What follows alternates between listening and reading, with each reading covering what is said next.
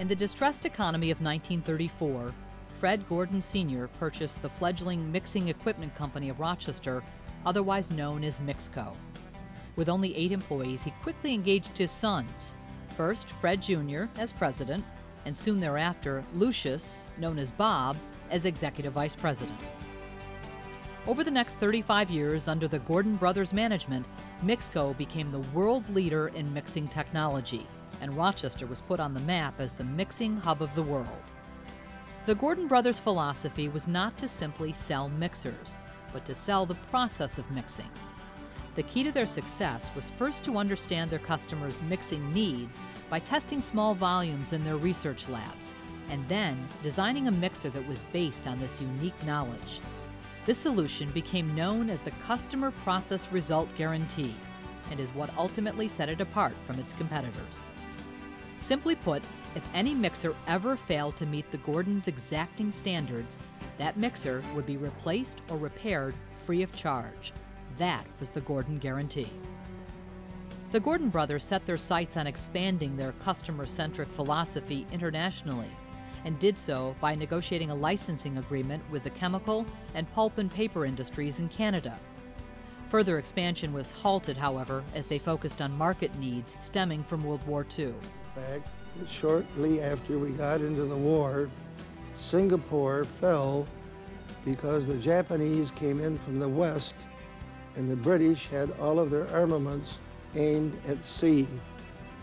In 24 hours, there was no rubber for the Allies, and we were commandeered by the War Production Board to supply the mixing technology to make synthetic rubber and also make the synthetic rubber mixing machinery.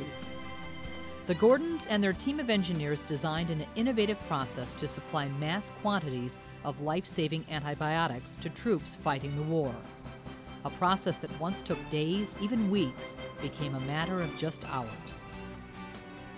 The MIXCO team was also engaged to mix high-octane fuel for U.S. and British fighter jets. And because the part we played, we were awarded the Army and Navy E, being one of the smallest companies in New York State to be so honored. And as a result, all MIXCO employees were exempt from the draft. When the war ended, the Gordon brothers quickly adjusted their market focus and soon gained a lead position in the waste treatment and pollution abatement markets. As mixing equipment company grew, we moved into a new modern plant on Mount Reed Boulevard in 1950. And we became well established as the largest fluid mixing equipment company in the world. We had plants in Australia, Canada, England, and Singapore, and we eventually grew to a size that we had to think about merging. Our trade name was Lightnin, and in 1972, we merged with the General Signal Company. This growth would not have been possible without critical partnerships developed by the Gordon brothers, many right here in Rochester. The Gordons took advantage of one resource right in their own backyard, the Mechanics Institute of Rochester. We, of course, know the Mechanics Institute by the name of the school it has become, Rochester Institute of Technology. This partnership became the driving force behind MIXCO's global expansion and industry dominance. By the 1960s, MIXCO labs had more than 750 patents as their competition faltered. As Bob Gordon said, Mechanics Institute made possible the rise of industry in Rochester.